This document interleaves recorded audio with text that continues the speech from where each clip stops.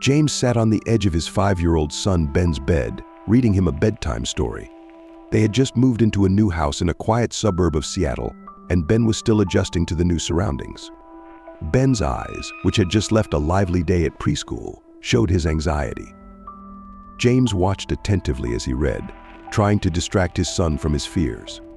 The lamp beside the bed cast a warm, soft light, but its shadows danced on the walls, which seemed to intensify Ben's fear. "Daddy, check for monsters under the bed," Ben repeated, his voice trembling like leaves in the wind.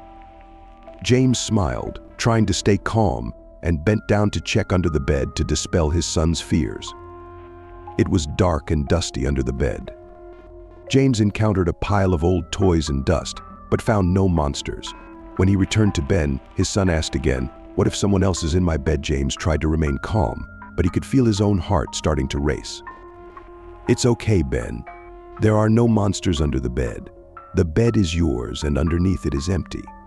You can sleep peacefully," James reassured him, trying to convince himself of the truth of his words.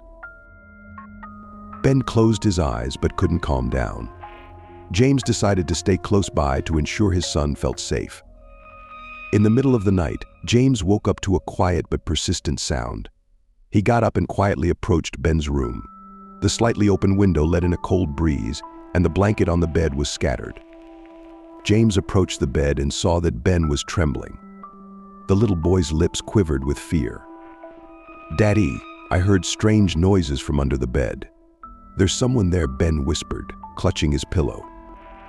James checked under the bed again, but aside from the pile of toys and dust, he found nothing.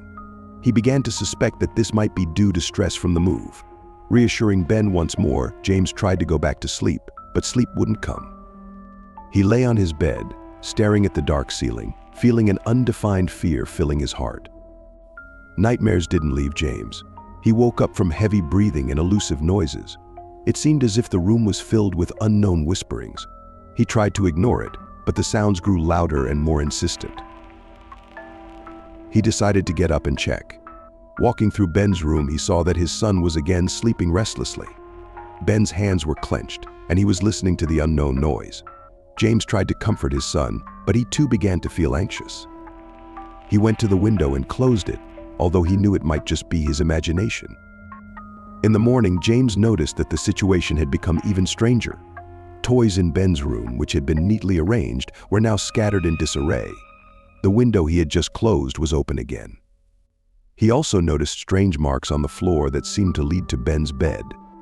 James decided not to worry Ben and tried to find a logical explanation for these events. James went to the library to learn more about the history of the house. There, he found records about mysterious disappearances of children in the area decades ago. Although it was just rumors, these stories began to trouble James. James's investigation led him to an old archive where he learned more about the house's history. He found articles about a family that once lived there and disappeared without a trace. It turned out that the house was part of a series of tragic events that had occurred in the area.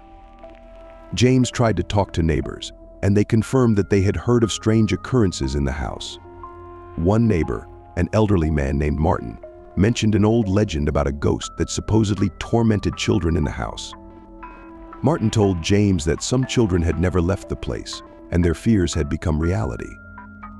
Trying to stay calm, James began to understand that something dark and sinister was connected to this place and his son. He decided to visit the old house mentioned in the stories to investigate further. Visiting the old house, James felt a genuine sense of fear. The house was in a dilapidated state, and the darkness inside seemed thick and impenetrable.